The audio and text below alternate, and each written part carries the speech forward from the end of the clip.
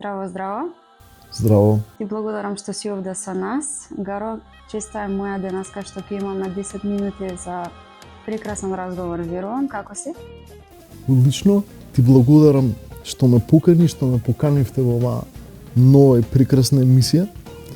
И посакувам многу голем успех и веќе содржината што видов ме одушеви и знам дека сето ова ќе биде многу успешен проект. Ти благодарам од срца.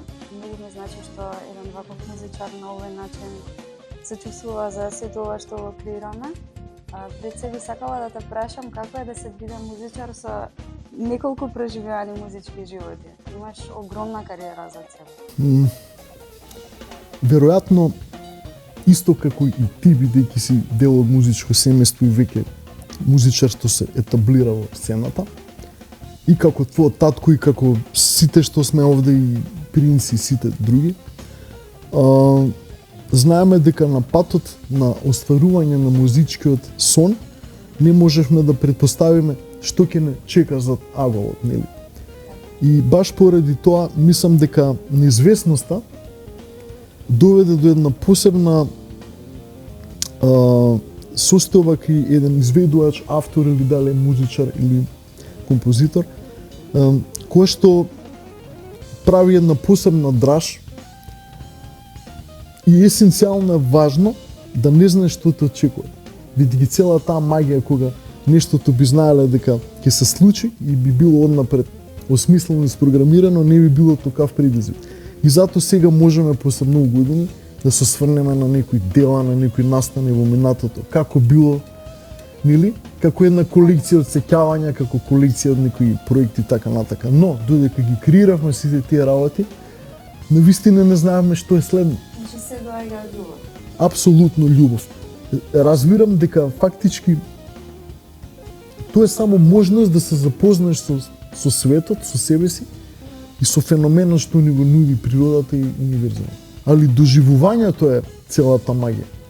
И греот е да ставаме етикета на нечиј успех, да речеме, да го кронисаме со толку награди, тој имал толку настапи или имал такви соработки, затоа што чувството што го доживел лично не се мери со површински печаток. Самото Не гледаш, творење да. многу носи поголемо чувство на валидација од самиот продукт. И би сакала да те прашам како е да се твори со артисти со кои што имаш слична симбиоза енергетски. Имаш соработувано со еден огромен број на светски, бивши ју простори артисти кои што биле легендарни, се уште се, за секогаш ќе бидат. Еден таков пример ни е Оливер Мандич.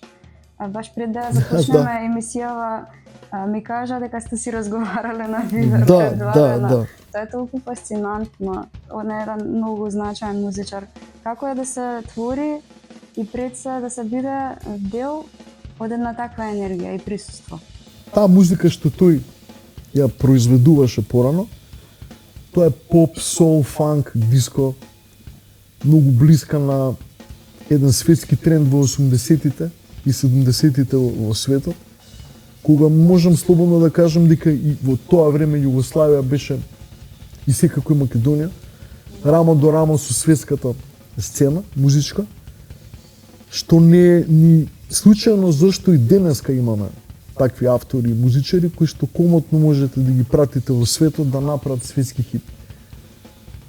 Али чувството да се соработува со Олер Мандич е за мене значено повеќе од едукативен аспект, бидејќи тоа е искусен композитор во поп индустријата, во ју сцената и во сите тие неколку годишни дружења кои што сме ги имале со него, сум научил доста за процесот на создавање на песна, бидејќи тој е човек кој што создава музика со причина. Например, негов текстописец беше Марина Туцаковиќ, која што искористиме за мојата песна, што тој ја отпеа. Имаше точна и конкретна причина зашто дојде да отпее песна. Да речеме, јас имав на USB-то 10 песни, 9 песни што му ги пуштив за сите кажа дека не му се допадна. Ја веќе изгубив надеж и остана уште една песна која што тој не имаше слушнато на таа слушачка сесија во студио. И тоа беше во Белград. И кога слушна таа последна песна, која што значително се разликуваше од претходните, и вика, ова е моја ствар, ова не сме никој други должна, ја то певам и тоа е тоа. Чуе ову песму за мене. И потоа дојде во Скопје. И мене сега не ми беше јасно дали сака тука да го снима вокалот ке нас во студио, нашето студио Тавитјан Брадерс, или ќе го снима во Белград. И додека се фокусирав на едно стандардно класично снимање во студио, нели? Една сесија која што треба да се отснима од саат или два. Тука доживеавме моменти каде што тој фактички ни објасни дека причината поради учество во песна на автор од Македонија не е случајна, иако тој долгогодишен пријател на татко ми, бидејќи татко ми му свиреше тапани на неговите албуми. На тие песни кои што му беа хитови. И тоа нивно пријателство доведе до тоа да јас него го запознам. Тој кој што е, да речеме, љубител на фјужн и џез музика. И во животот не сум сонал дека ете една моја заостаната песна во компјутерот, дека него ќе му се допадне, ќе ја земе да сними, која што ја посветивме на Тоше Проевски. Марина Туцаковиќ имаше текст кој што го напиша посветено за низиниот покоен син. Се погоди тогаш нашиот драг другар и великан, нели Тоше, да не напушти. Оливер тоа го трогна длабоко, таа приказна, и ми рече само и вие сте биле пријатели и ние сме, оваа песна ми се допаѓа, би сакал ако може во ова студио сега да создадеме нешто за него. И тука веќе се смени целата ситуација и тонот на дискусијата што треба да се прави со таа композиција. Да вистина помина доста емотивно и публиката, бидејќи природата на таа ситуација има една подруга димензија. И можев да научам од самиот процес на снимање многу, бидејќи во еден момент тој го прекина снимањето, бидејќи почна да плаче сред снимање. Како се спомна зборот Македонија во текстот, он не можеше се соземе, веќе ја викам, сега сум сведок, викам, на нешто многу чудно. Човекот не снимал 20-30 години песна, тој обично е самиот автор, знаете, не му требаат други композитори, но ова испадна така еден исклучок од неговото правило и причината беше таа. Така најубавите песни излегуваат на тој начин кога се искрени од срца. Со сите пејачи што работевме од балканската сцена, дали беа Јосипа, Бебек, Бреговиќ, Јоксимовиќ, сите што влегува во нашите проекти, секојаш за Тоше кој сме разговарале, имале таков максимален респект за неговиот глас и за неговата аура, бидејќи јас неколку мои песни што станаа познати, исклучиво станале затоа што никогаш не сум планирал никој да ги отпее. Второ, настанале во услови и ситуација каде што сум мислел дека ова ќе биде за мене композиција, за некој проект. И увек ќе дојде некој пејач, ќе најде смисла во тоа, ќе даде душа, ќе допринесе нешто и сега за мене, например, во мојата душа, перцепција за создавање песна е тоа.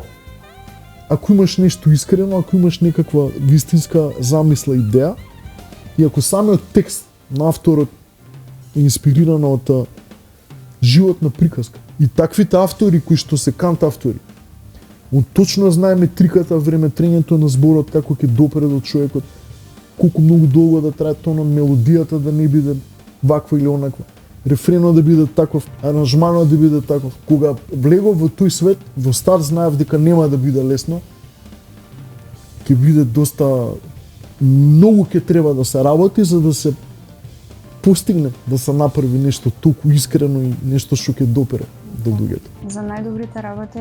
Да, уметност е тоа. Таа музика е уметност.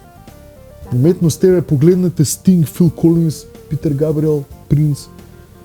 И кој сакате? Тоа што они го прават, тоа е не може да се изимитира затоа што ние како музичари можеме да правиме транскрипција на нешто што е свирено или нешто што е напишано. Може да го повториме. Но никош нема да можеме да го сватиме тугиот процес на гениалната творба и причината зашто нештото е баш тука, па зашто после тоа баш нешто што следува е тука, Зошто баш таков е текстот, таква мелодијата и целата таа симбиоза од неколку делови од песната, кои што сум уверен дека доаѓаат од универзумот. Песната го открива авторот. Така си е. Да. А на што работиш ти може би моментално, нешто сакаш да ни откриеш или не? Или да слушнам? Работиме со брат ми на 3 проекти во моментот. И сите 3 проекти веќе неколку години ги работиме. Јас мојот солистички проект веќе го завршив. Во септември ќе биде излезен за една реномирана продукција светска, Act Records.